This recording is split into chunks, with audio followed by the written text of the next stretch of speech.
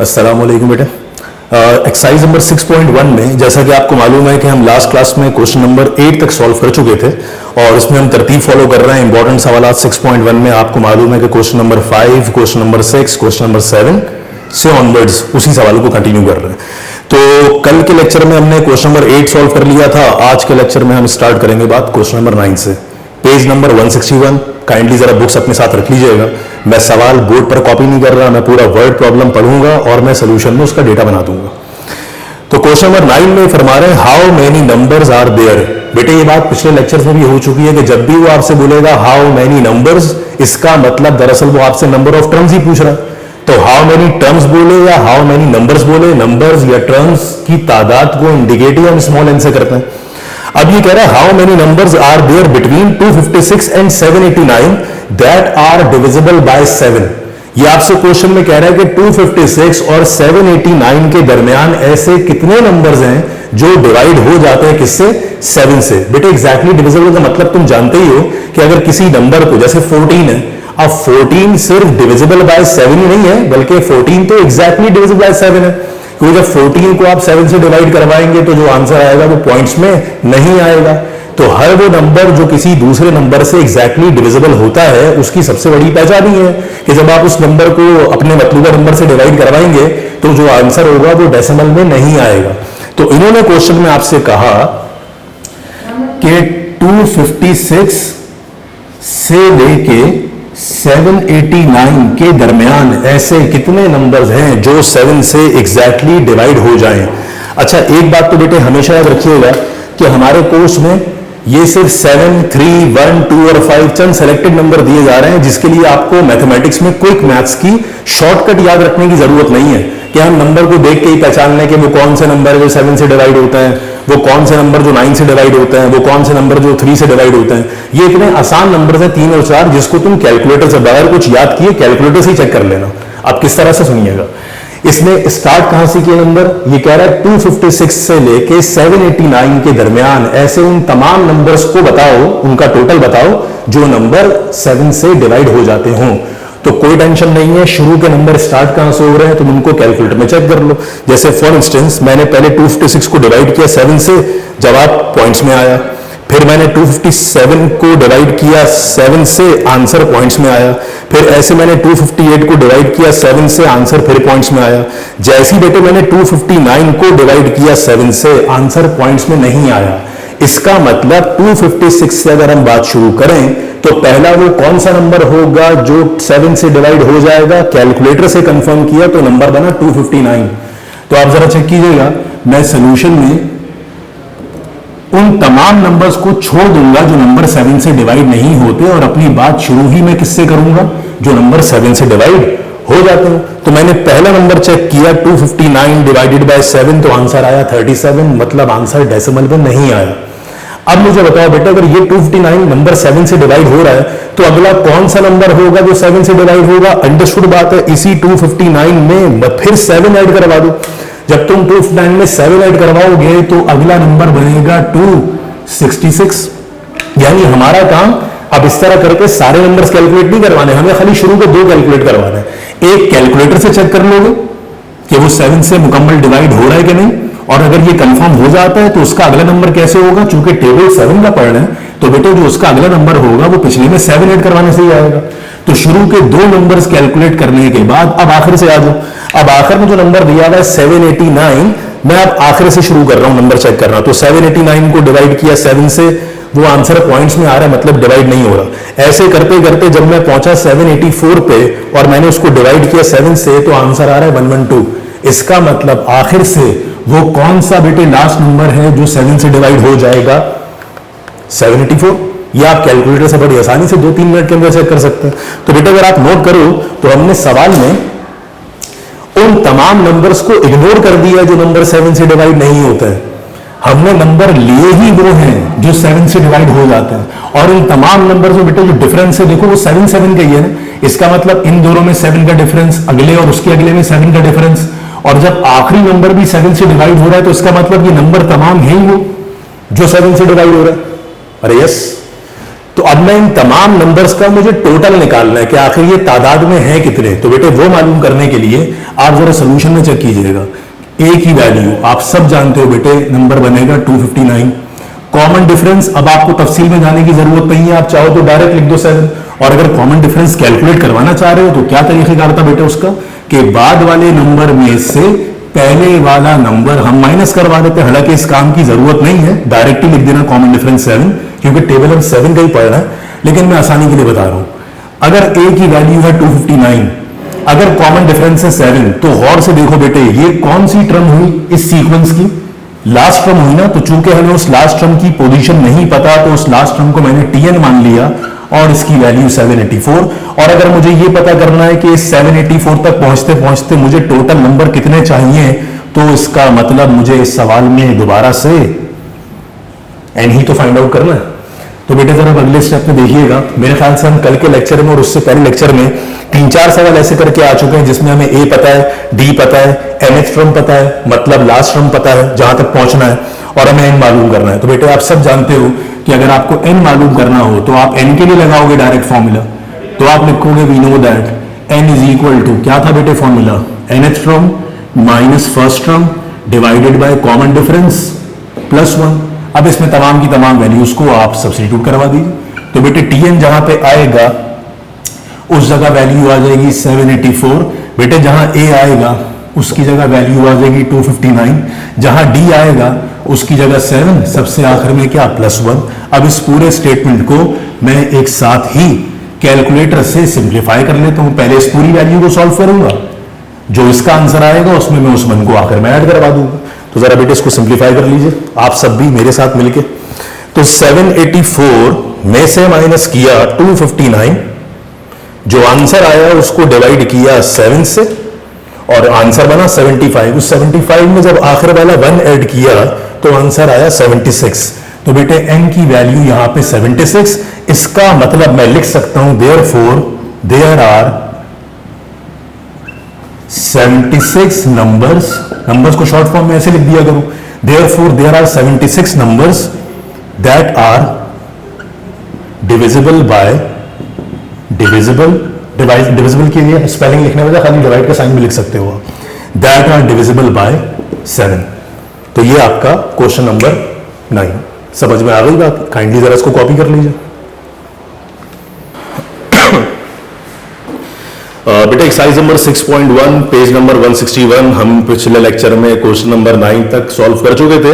Question number 10 पे आ जाइएगा, page number 161 पे। ये मैंने अच्छा बहुत आसान सोल्यूशन था बेटे, मैंने बोर्ड पे सॉल्व कर दिया है, उम्मीद है कि इसी में से आपको समझ में आ जाएगा। हालांकि ये सवाल एग्जाम के लिहाज से कोई खास इंपॉर्टेंट नहीं है, बस आप जहन में रखिएगा कि 10वें सवाल की प्रैक्टिस करो या ना करो बेटे, कम से कम क्वेश्चन नंबर 5 जो है ना उसको नहीं छोड़िएगा, सही है। अब सुनिएगा ध्यान से, क्वेश्चन नंबर 10 ये कह रहा है find the first term and the common difference of the AP. जब आपसे क्वेश्चन में कह दिया जाए कि find the first term and the common difference, तो बोलो बेटा मैंने सवाल शुरू करने से पहले सही लिखा ना, ए मालूम करना है यानी फर्स्ट टर्म मालूम करनी है और कॉमन डिफरेंस मालूम करना है मतलब डी मालूम करना है। अच्छा याद रखिएगा ए मालूम करना है और डी मालूम करना है इसके तीनों पार्ट्स के लिए, तो मैं सिर्फ पार्ट नंबर 1 सॉल्व करवा रहा हूं, उसके लिए ए और डी निकलवा रहा हूं। आप होमवर्क में पार्ट 2 और पार्ट 3 जरूर ट्राई कर लीजिएगा, नहीं हो पाए तो मुझसे पूछ लीजिएगा। अब सुनो बेटे, फर्स्ट टर्म निकालनी है, कॉमन डिफरेंस निकालना है, जबकि आपको ये बता दिया गया है कि फोर्थ टर्म बराबर 7 के है यानी T4 बराबर 7 के है और 16th टर्म यानी T16 बराबर 31 के। तो बेटे अगर चौथी टर्म दे दी जाए और 16वीं टर्म दे दी जाए तो ये आपसे कह रहे हैं ए और डी मालूम करो। अब आओ जरा सोल्यूशन में। बेटे एज यूजुअल हमने T4 की जगह 7 नहीं लिखा बल्कि T4 की जगह T4 का अपना फॉर्मूला लिख दिया।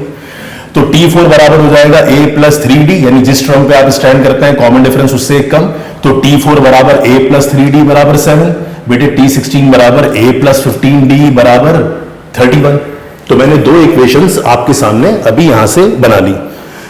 तो ये हो गई हमारी इक्वेशन नंबर 1 एज यूजुअल, ये हो गई हमारी इक्वेशन नंबर 2, सही है। तो बेटे जब इक्वेशन 1 और इक्वेशन 2 बन जाती है तो आपको मालूम ही है कि इसमें से ए को खत्म करवा के पहले डी का आंसर निकलवा लेते हैं। तो मैंने इन दोनों इक्वेशन को यहीं पर सब्ट्रैक्ट करवा दिया, नीचे वाली तमाम टर्म्स की साइंस चेंज कर दी। ए से कैंसिल हो गया बेटे, ये प्लस का 3d है और ये माइनस का 15d है। बेटे माइनस 15 में प्लस 3 करवाओगे तो आंसर माइनस 12d, 7 में से 31 माइनस कराएंगे तो आंसर माइनस 24। ये माइनस 12 यहां मल्टीप्लाई हो रहा है, वहां जाके डिवाइड हुआ, इन दोनों को आपने कैंसिल किया तो जवाब क्या मिला 2। भाई माइनस से माइनस कट गया, 12 2 जा होता है 24, माइनस से माइनस कैंसिल हो चुका है तो इसलिए खाली पॉजिटिव आंसर मिला आपको।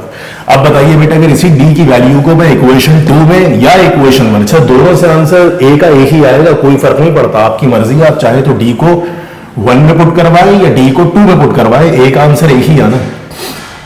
तो मैंने लिखा पुट d इन इक्वेशन 1, जहां जहां इक्वेशन 1 में d आया उस d की जगह मैंने d की वैल्यू 2 रिप्लेस करवा दी। तो देखो ये क्या बन जाएगा, a + 3 d की जगह 2, उसके आगे 7 जैसे लिखा हुआ था वो वैसे ही लिख दिया, सिर्फ d को देखो 2 से रिप्लेस करवा दिया। अब 3 2 6 हो गया बेटे, 6 ऐड हो रहा है, वहां जाके सब्ट्रैक्ट हो जाएगा, 7 में 6 माइनस किया तो एक आंसर क्या 1। और आपको इस सवाल में यही तो मालूम करना था कि a कितना है d कितना है। अरे यस, समझ गया बात, नोट कर लें बेटे से।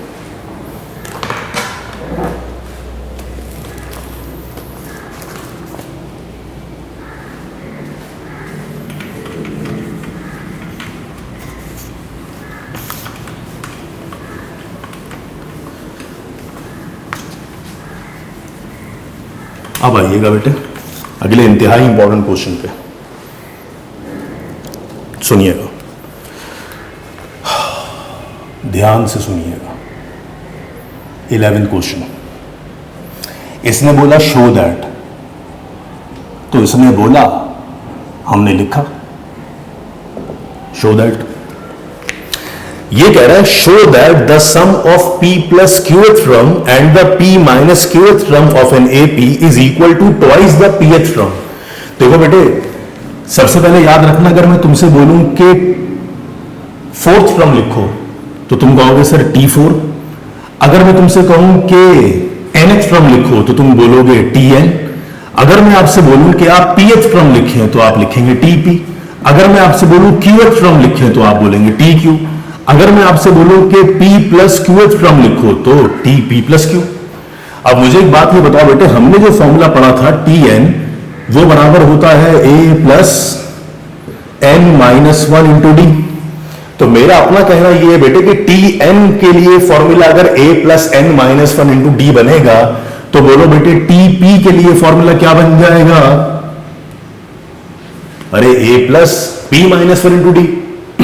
और अगर मैं आपसे बोलूं कि TQ के लिए फॉर्मूला क्या बनेगा, तो जहां n था वहां P आया था, अब वहां पे क्या आ जाएगा, Q आ जाएगा। बात समझ में आ रही है। जैसे अगर मैं आपसे बोलूं कि TQ यानी QH टर्म के लिए फॉर्मूला बनाओ तो तुम कहोगे सर जहां जहां n था वहां पे Q आ जाएगा, तो फॉर्मूला बन जाएगा A plus Q minus 1 into D. मेरा कहना यह है कि इसमें P और Q भी पुट करवाने की क्या जरूरत, इसको बॉक्स मान लो, इसको बॉक्स मान लो। बॉक्स हम क्यों मान लेते हैं, बेसिकली ताकि मैं बोलने में आसानी हो। वैसे खैर एक बात याद रखना बेटे, ये बाहर के ऑथर की भी कुछ किताबें हैं बहुत अरसे पहले लिखी गई हैं, उसमें ये फॉर्मूला इसी तरह लिखा हुआ मिलेगा। फॉर्मूला ये बाहर के जो कुछ ऑथर हैं उन्होंने अपनी बुक्स में फॉर्मूला इसी तरह लिखा हुआ है कि टी बॉक्स बराबर a plus box minus 1 into D. कुछ ऑथर ने यहाँ पे ट्राइंगल बना दिया है कि टी ट्राइंगल बराबर होगा a plus triangle minus 1 into D. तो हम यहाँ पर बेसिकली बॉक्स क्यों इस्तेमाल कर रहे होते हैं, ताकि बॉक्स बोलने में ना हमें आसानी हो, क्योंकि हम बॉक्स थोड़ी बोलेंगे, हम तो डब्बा बोल देंगे। तो देखिए टी डब्बा बराबर होगा a प्लस डब्बा माइनस 1 इंटू डी, और डब्बा बोले तो जो डब्बे में नीचे वही डब्बे में साथ में। तो अगर मैं आपसे बोलूं यहाँ n है तो आप डब्बे में n डालेंगे, मैं आपसे बोलूं यहाँ q है तो आप यहाँ पे q डालेंगे, यहाँ पे p है तो यहाँ p डालेंगे, यहाँ r है तो यहाँ पे r डालेंगे, और अगर यहाँ p प्लस q है तो यहाँ पे p प्लस q आ जाएगा। अब मिसाल के तौर पे अगर मैं आपसे बोलूं कि इस बॉक्स में आप पुट करवाएं p प्लस q, तो बेटे उसके लिए फॉर्मूला मालूम क्या बन जाएगा, a प्लस इस बॉक्स की जगह बोलो क्या, p plus q minus 1 into D. अरे यस, समझ में आ गई बात। अब सुनिएगा, तो उन्होंने क्वेश्चन नंबर आपसे 11 में कहा show that the sum of the p plus qth term. देखो ये कह रहा है शो दैट, इसने बोला सम, तो सम का मतलब क्या, प्लस। इसने कहा सम लो, किसका सम लो, p प्लस qth टर्म का, तो p प्लस qth टर्म का सम लो, किसके साथ, p माइनस qth टर्म के साथ। अब जरा इसको ट्रांसलेट करो जो बुक में लिख रहा है, कह रहा है show that the sum of यानी plus the sum of P plus qth term and P minus qth term is equal to twice the pth term, यानी twice of pth term। ये है वो स्टेटमेंट बेटे जो आपको सवाल में बोला जा रहा है कि आप वेरीफाई करो। ये क्वेश्चन में आपसे कह रहा है कि आप वेरीफाई करो कि P प्लस qth टर्म और P माइनस qth टर्म का जो सम आएगा वो ट्वाइस ऑफ pth टर्म आएगा।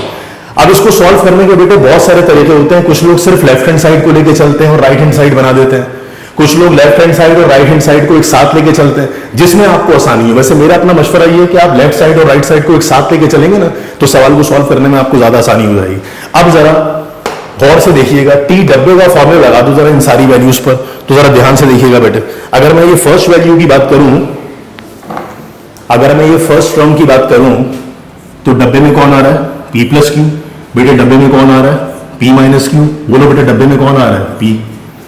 तो अब जरा प्रूफ की हेडिंग बनाते हैं और प्रूफ की हेडिंग बनाने के बाद ही लगा दो बेटे इसमें टी डब्बे का फॉर्मूला। देखो वो लिखा हुआ टी डब्बा बराबर किसके? A प्लस डब्बा माइनस 1। डब्बे में कौन? P plus Q. तो बोलो बेटे टी P प्लस क्यू का फॉर्मूला क्या बन जाएगा? A प्लस डब्बा माइनस 1 D आ गया। फिर ये वाला साइन प्लस का जैसे लिखा है वैसे ही लिख दो। अब टी P माइनस क्यू के लिए फॉर्मूला क्या बनाओगे? तो A प्लस बॉक्स माइनस 1, साथ में क्या आ गया बेटे? साथ में D आ गया। समझ में आ गई बात?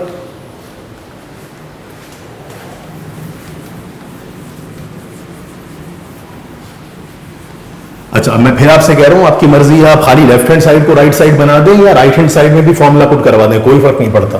तो बेटे अगर मैं राइट साइड में आपकी आसानी के लिए फॉर्मूला पुट करवाऊं तो बोले 2 वैसे ही छोड़ दें बेटे। यहां टीपी के लिए फॉर्मूला क्या बन जाएगा? A प्लस डब्बा यानी क्या? P minus 1 times D। अब इन सारी वैल्यूज को सिंप्लीफाइड फॉर्म में ले आए। तो जरा गौर से देखिएगा बेटे, इन सारी की सारी टर्म्स में से इस फर्स्ट टर्म को देखो और इस थर्ड टर्म को देखो। तो मुझे बताओ बेटे A और A जब ऐड होगा तो क्या बन जाएगा? 2A प्लस, उसके बाद नोट कीजिएगा इस पूरी टर्म को देखो बेटे ध्यान से, सेकेंड टर्म को, और इस पूरी टर्म को देखो ध्यान से, फोर्थ टर्म को। तो जरा गौर से देख के बताओ बेटे क्या इस दूसरी टर्म और इस चौथी टर्म में इन दोनों में से D कॉमन नहीं आ रहा? तो अगर मैं इन दोनों टर्म्स में से D कॉमन ले लूं, भाई देखो A और A तो ऐड होकर 2A बन चुका है, दोबारा A को नहीं देखो, सिर्फ D के साथ देखो क्या है और यहां भी D के साथ देखो क्या है। तो दोनों D को हमने कॉमन निकाल लिया एक बार। अब ब्रैकेट के उसको आगे लिखो या ब्रैकेट के पहले लिखो, कोई फर्क नहीं पड़ता। तो बोलो बेटे जब इन सब में से D कॉमन आ गया तो अंदर क्या क्या बचना चाहिए? P plus Q minus 1। और जब इन सब में से भी D कॉमन आ गया तो इन सब की साइन क्या बचनी चाहिए? प्लस साइन है तो सबकी साइन सेम रहेगी। क्या बचेगा? P माइनस क्यू माइनस का 1। राइट हैंड साइड पे आपने अगर आप चाहें तो 2 से पूरी ब्रैकेट को मल्टीप्लाई करवा दे बेटे। 2 से मल्टीप्लाई करवाते ही बन जाता 2A, फिर 2 से आप इसको मल्टीप्लाई करवाएंगे तो बन जाएगा twice of P minus 1 into D। अरे यस। अब बताइएगा बेटे ये वाले 2A को अगर मैं वैसे ही छोड़ दूं तो ब्रैकेट के अंदर देखो कुछ कैंसिलेशन हो रही है क्या? तो बेटे ब्रैकेट में गौर से देखिएगा तो माइनस क्यू से प्लस क्यू कैंसिल। अब आपके पास ये P बचा है और ये P बचा है, तो बेटे P और P को जब आपने ऐड किया तो आंसर क्या बच गया? 2P।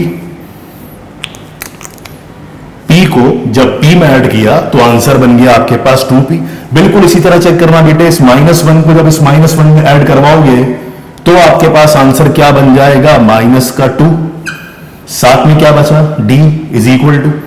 तो आपने क्या किया बेटे? P और P को ऐड करवा के 2P बना दिया, माइनस 1 को ऐड करवा के माइनस 2 बना दिया, D बिल्कुल वैसे ही छोड़ दिया। और अगर सवाल का आंसर तुम यही खत्म करना चाह रहे हो तो जरा चेक करो बेटे, राइट हैंड साइड पे जो 2A लिखा था वैसे ही लिख दो बेटे। चाहो तो 2 से पूरी ब्रैकेट को मल्टीप्लाई करवा दो। जैसे ही 2 को अंदर भेजोगे तो 2 जब इस P से मल्टीप्लाई होगा तो बन जाएगा 2P।